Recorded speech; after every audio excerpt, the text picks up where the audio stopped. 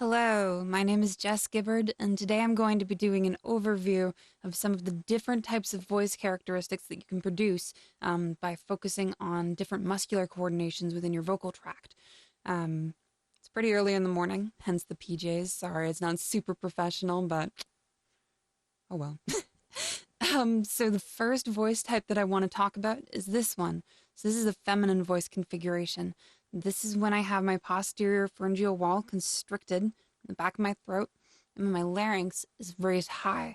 I've also got my tongue positioned right behind the teeth, and I've got my lips spread out in more of a smile shape. If I adjust any one of those, it will drastically change or minimally change the tone or timbre of my voice due to reconfiguring the resonances. As the first example, I will lower my larynx. I'll do this in real time and slowly so you can see the change happening. So if I've got my larynx raised high like this, right? And then I start to slowly drop my larynx and keep everything else in the same position, you can now hear that my voice has changed quite a drastic amount. It sounds a lot lower even though the pitch is still the same. But now if I start to bring the larynx back up, now it sounds like this again, right? If I release the posterior pharyngeal wall and deconstrict it from this position to this position and adjust nothing else, then you start to get this sort of sound, right? So the larynx is still high. You can see it's still high up there. And my lips and my tongue are still all in the same position, but the tone of the voice has changed because the posterior pharyngeal wall is now relaxed. So it sounds, more open. It sounds more full. Some of the lower end resonances are starting to peek through again. And now I'll just tighten up that posterior pharyngeal wall again, and now you can hear that difference. If I do both of those together, then I start to get this kind of tone, right? It's still, it's lower resonance, but you can hear that it's opened up a bit more because of that posterior pharyngeal wall opening up, as opposed to when the posterior pharyngeal wall is still kind of taut, it's still in that position like this, and it has more of this really doughy quality. When I open up the posterior pharyngeal wall, you then get more of this kind of quality. And if I add more vocal weight to it, then you start to get this kind of quality, which is more typically associated with a masculine voice. If I do the same thing up here and just add that vocal weight in, then you get more of this kind of voice, which is something you don't hear quite as often, right? Vocal weight is usually, inversely related to the type of voice you're aiming for.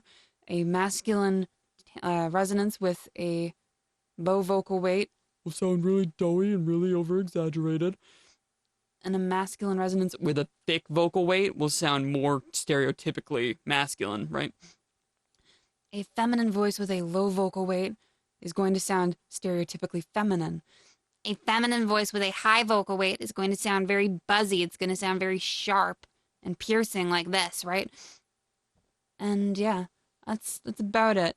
Tongue and lip spread do change a little bit, but it's not quite as drastic as changing the posterior pharyngeal wall and the larynx positioning.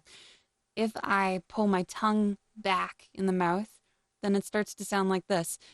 You can hear there's a difference, but it's not a huge difference, right? It still sounds like me. And then if the tongue's brought back forward, you can hear that change happen again.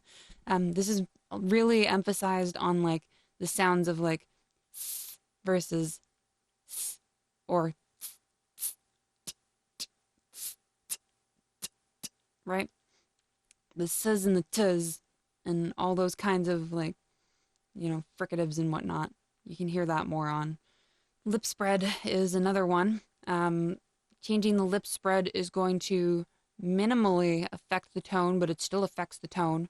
A more masculine configuration of the lip spread is typically more like this, right? And a more feminine configuration of lip spread is typically more like this. You can hear it's a super subtle change, but in conjunction with everything else, this is kind of like, it just pushes the resonance up a little bit more and makes it a little bit more feminine, as opposed to if I was talking like this, right? It still sounds feminine, but it's not quite the same as if it sounded like this. It's a super subtle change, but it does make a difference. And yeah, that's about it. If you put it all together really quickly, you can do this as well. And you can talk like this, which is not really common, or you don't expect someone to sound like this. Um, I don't know. It's just kind of funny. I think that the human voice can do that. Um, but yeah, that's kind of all I wanted to talk about, was just kind of give a demonstration of what a lot of those more common voice types sound like, and how to manipulate them and how to create them. Yeah, I hope that was helpful. All right, take care.